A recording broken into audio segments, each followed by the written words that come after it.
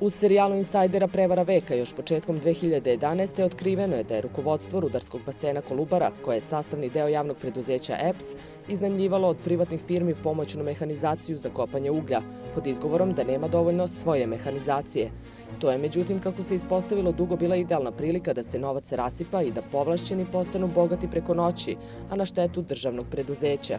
Pored toga, cene po kojima je Kolubara prodavala ugalj dugo su bile daleko niže od onih po kojima su ga dalje prodavali trgovci.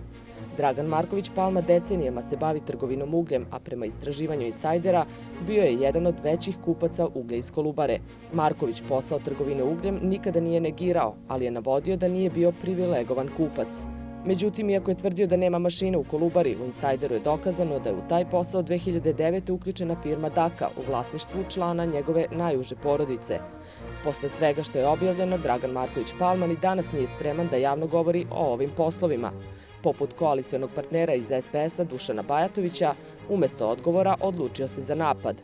Dok je Bajatović, direktor javnog preduzeća Srbijagas, umesto odgovora na pitanje o trošenju novca građana, postavio kontrapitanje koliko država plaća obezbeđenje urednice Insajdera Brankice Stanković, Dragan Marković iznosi novu tezu. Na pitanje da li članovi njegove najuže porodice i dalje rade sa Kolubarom, Marković ne odgovara, već iznosi tezu da je samo urednica Insajdera Brankica Stanković imala koristi od serijala Insajdera o Kolubari, jer je objavila knjigu koja je prodata u velikom tiražu. Inače, knjiga se nije bavila Kolubarom, već okolnostima zbog kojih je država odlučila da autorki Insajdera dodeli policijsko obezbeđenje, sa kojim živi više od 6 godina. Dragan Marković Palma je dugogodišnji gradonačelnik Jagodine, a njegova stranka Jedinstvena Srbija zajedno sa SPS-om je deo republičke vlasti bez prestanka od 2008. godine.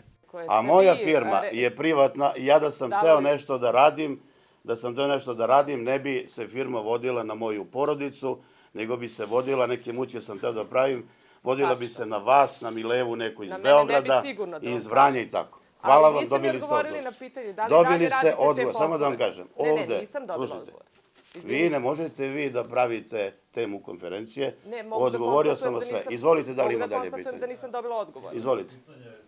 Istraživanje Insajdera je pokazalo da je drastičan rast troškova za zakup mehanizacije počeo kada je na čelu tog preduzeća bio kadar DSS-a Dragan Tomić. Otkriveno je i da je kao direktor Kolubare Tomić 2007. godine angažovao i mašinu privatne firme Kačer Turist, čiji je upravo on bio većinski vlasnik. U dokumentima o radu te mašine stajalo je između ostalog da je jedan radnik na mašini firme navodno radio 24 sata, 4 dana za redom. Dešavalo se i to da je mašina jedne privatne firme angažovana 24 sata dnevno, 31 dan u mesecu bez prestanka. Zabeležen je i slučaj firme čija je mašina radila 25 sati dnevno.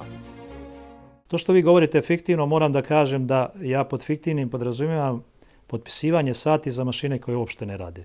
Znači, mnoge od tih mašina, većina tih mašina se pojavljuju na kopu, one rade, ali mašini se potpiše da radi 24 sata dnevno, 3 smene. Apsolutno ona ne može raditi. Troškovi za zakup mehanizacije drastično su smanjeni kada je na čelo Kolubare polovinom 2009. imenovan kadar Demokratske stranke Nebojša Ćeran, koji je ograničio i broj radnih sati privatnih mašina, što je bio još jedan dokaz da je mašine privatnih firmi Kolubara plaćala i kada stoje u mestu.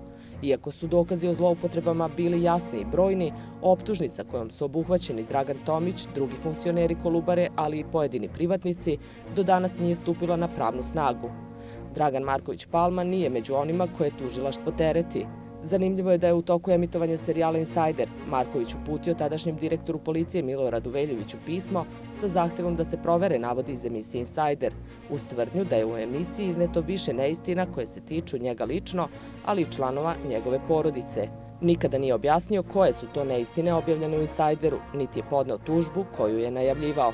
Marković je i tada odbijao intervju za Insajder o poslovima sa Kolubarom.